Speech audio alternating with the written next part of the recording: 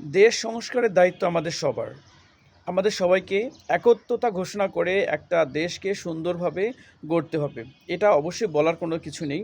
সবার দায়িত্ববোধ থেকেই আমাদের এগিয়ে আসা উচিত। কিন্তু প্রতিদিন যেভাবে প্রতিটা ইউনিভার্সিটি, কলেজ সব জায়গাতে যেভাবে মানে অশান্তি বিরাজ করার চেষ্টা করছেন, যারাই করুক যেভাবে করুক একটা স্বার্থ কাজ করে। আমাদের এত স্বার্থপরতা কেন করতে হবে ভাই? প্লিজ এসব বন্ধ করুন না। বন্ধ করে দেশটাকে কীভাবে সাজানো যায়, নিজেরা কীভাবে দেশের জন্য কিছু করতে পারি, সবাই এগিয়ে আসি না। সেনাবাহিনী রাস্তায় আছে, এরপরে পুলিশ প্রশাসন বাইরে আছে, তারপরেও কেন একটা ইউনিভার্সিটিতে মারামারি হবে, রক্তক্ষয়ী হবে, ধারালো অস্ত্র নিয়ে কারা আসবে, কীভাবে আসবে, এটা কি দেখার কি কোনো দায়িত্ব নেই? এতগুলো ফুটেজ থাকার পরেও ইনস্ট্যান্ট কেন বিচার করা হচ্ছে না? ইনস্ট্যান্ট করতে হবে সব কিছু। আমরা কেন কারো কাছে জবাবদিহি করবো? একটা স্টুডেন্ট কেন মারা যাবে? ছাত্রদের মধ্যে এত রাজনীতি করতে হবে না, তাদের হাতে অস্ত্র তুলে দিচ্ছে কারা?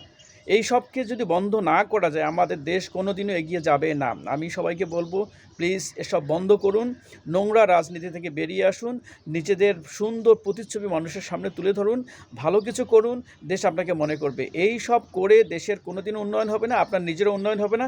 একটা দল এতদিন ক্ষমতায় থাকার পর তারা যখন টিকতে পারেনি, তাহলে আপনি কেন এই একই প্রসেসে যাওয়ার চেষ্টা করছেন? কেন আপনার নৈতিকতা নেই? নৈতিকতা দিকে এগিয়ে আসুন না। নৈতিকতা ছাত্ররা রাজনীতি কেন করবে? ছাত্ররা কি রাজনীতি করার জন্য জন্মগ্রহণ করেছে? তারা পড়াশোনা করবে, দেশের জন্য ভালো কিছু করবে, ভালো কিছু করে তারা তাদের জীবনকে সুন্দরভাবে সাজাবে। ছাত্রদেরকে লেলিয়ে দিচ্ছেন কেন আপনারা? কিসের রাজনীতি করেন আপনারা? প্লিজ বন্ধ করুন না। গতানুগতিক রাজনীতি বন্ধ করুন, ভালো কিছু করুন। এখন দেশ সারা বিশ্ব অনেক সুন্দরভাবে এগিয়ে যাচ্ছে, সেটাকে আমরা ইমপ্লিমেন্ট করি। সেটা না করে আপনারা আগের সেই মান্দাতা আমলের সেই রাজনীতি করে যাচ্ছেন, ছাত্রদেরকে মারছেন, প্রতিটা ইউনিভার্সিটি বন্ধ করার চেষ্টা করছেন। এতে কি আপনার দলের ইমেজ ভালো হচ্ছে, খারাপ হচ্ছে? আমি প্রশাসনকে বলবো, ভাই প্লিজ, আপনি প্রশাসনের লোক, আপনি দেশের স্বার্থে আপনি যে কোনো অ্যাকশনে চলে যেতে পারেন। আপনি অ্যাকশনে যান, দুই একটা কাজ করে ফেলুন, দেখবেন সব ঠান্ডা হয়ে গেছে। ঠিক আছে? একজন, দুইজন, তিনটা, চারটা দলের জন্য দেশের মানুষ তো এইরকম অশান্তির মধ্যে থাকতে পারে না। ঠিক আছে? স্টুডেন্টরা তো মারামারি করার জন্য ইউনিভার্সিটিতে যায় না, তারা শিক্ষার জন্য যায়। যে শিক্ষাঙ্গনটা এমন কেন হবে? ঠিক আছে? আপনারা প্লিজ আপনারা অ্যাকশনে চলে যান। এটা আছে আমার পার্সোনাল কথা। কেন আমরা এভাবে চলবো? আমাদের দেশ এভাবে চলতে পারে না। একটা মানুষ অনেক চেষ্টা করতেছে দেশটাকে গুছিয়ে নেওয়ার জন্য, অ্যাডভাইজাররা চেষ্টা করতেছে, তাদেরকে যদি আমরা হেল্প না করি, অ্যাটলিস্ট তাদের কাছে তো বিরোধিতা করার দরকার নেই। এই নির্বাচন নিয়ে এত মাথা খারাপ হয়ে গেছে এখন সবার।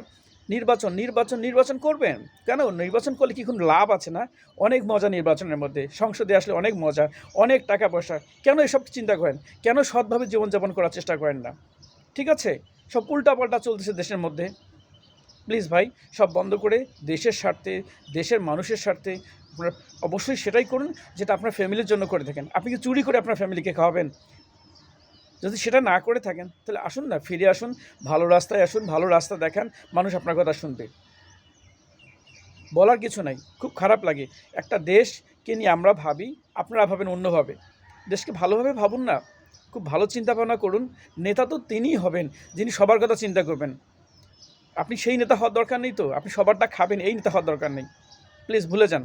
ভালোভাবে আসুন, দেশকে ভালোবাসুন, দেশের জন্য কিছু করুন।